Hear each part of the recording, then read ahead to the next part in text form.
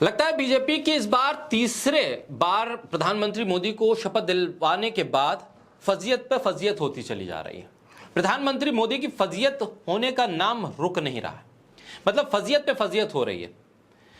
ऐसे में हर फैसला बदला जा रहा है। पहले वक्फ बोर्ड का बिल वापस हुआ, ब्रॉडकास्ट बिल वापस हुआ, फिर लेटर एंट्री वाला मामला फिर ठंडे बस्ते में गया, वो वापस हुआ। जम्मू कश्मीर में चुनाव होने थे, उसके लिए कुछ घंटों पहले ही बीजेपी ने एक लिस्ट जारी की, उसके बाद फिर उस लिस्ट को वापस लेना पड़ा, नई लिस्ट जारी की और फिर खबर आ गई कि बीजेपी ने तमाम लिस्ट रद्द कर दी।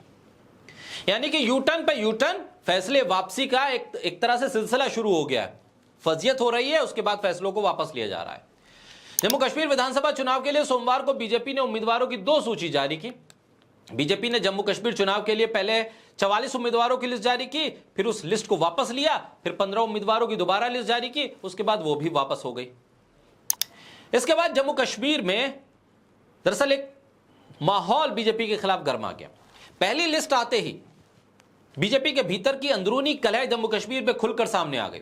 फिर दूसरी लिस्ट उस कलह को ठंडा करने के लिए लाई गई, लेकिन उससे भी काम नहीं चला। जम्मू में बीजेपी के वरिष्ठ नेता ओमी खजूरिया के समर्थकों ने अपने नेता के टिकट की मांग को लेकर प्रदर्शन शुरू कर दिया। प्रदेश अध्यक्ष रविंद्र रैना के ऑफिस के बाहर प्रदर्शन करने पहुंच गए। नाराज समर्थकों ने ऑफिस को घेर लिया। हालात इतने खराब हो गए कि बीजेपी प्रदेश अध्यक्ष को खुद को अपने केबिन में बंद करना पड़ा और बाहर सुरक्षा कर्मियों को तैनात करना पड़ा। रविंद्र रैना के ऑफिस के बाहर प्रदर्शन करने पहुंचे बीजेपी के कार्यकर्ताओं का कहना था कि अब भाजपा के लिए कोई कर्मठ कार्यकर्ता नहीं रह गया है। किश्तवाड़ की सीट को आपने किसके भरोसे पर छोड़ दिया? अगर सीट हार जाते हैं तो कौन जिम्मेदार होगा? बीजेपी के नेता ये सवाल करने लगे। साथ ही नारेबाजी हो रही। नाराज कार्यकर्ता ओमी खजूरिया के समर्थन में नारेबाजी कर रहे थे। दरअसल जो लिस्ट आई उसमें कोई नेशनल कॉन्फ्रेंस से, कोई कांग्रेस से, कोई पीडीपी से, इधर उधर से बीजेपी ने सभी को बीजेपी में शामिल किया और टिकट दे दिया। और बीजेपी का जो मूल कार्यकर्ता था वो नाराज हो गया। और नाराज ऐसा, हंगामा ऐसा कि दिल्ली में बैठे बीजेपी के नेताओं को 2-2 बार लिस्ट जारी करनी पड़ी। और दूसरी बार भी लिस्ट आने के बाद जब हंगामा नहीं थमा तो सभी लिस्टों को रद्द करना पड़ा और कह दिया कि बाद में लिस्ट जारी होगी। यह बीजेपी के भीतर का अंतर्कलह था जो चुनाव से पहले जम्मू कश्मीर में दिखाई देने लगा है। ऐसा नहीं है कि सिर्फ जम्मू कश्मीर में अंतर्कलह है। आपने देखा कि उत्तर प्रदेश में कितना अंतर्कलह है, मध्य प्रदेश में क्या हालात रहे, राजस्थान में क्या हुआ। बीजेपी के भीतर एक अंतर्कलह का सिलसिला चालू हो गया है जो जम्मू कश्मीर में भी दिखाई दे रहा है।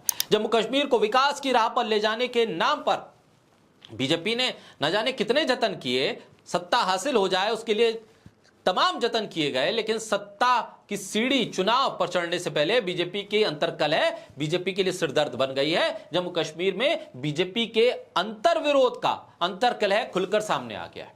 ऐसे में अब देखना होगा कि बीजेपी की जो अब लिस्ट आएगी, नई नवेली साफ सुथरी लिस्ट आएगी, उस लिस्ट में कितने लोग नाराज होंगे और कितने लोग बीजेपी के साथ खड़े रहेंगे और कितने कांग्रेस, एनसीपी, पीडीपी वालों को टिकट मिलेगा और कितने बीजेपी के मूल कार्यकर्ताओं को टिकट मिलेगा।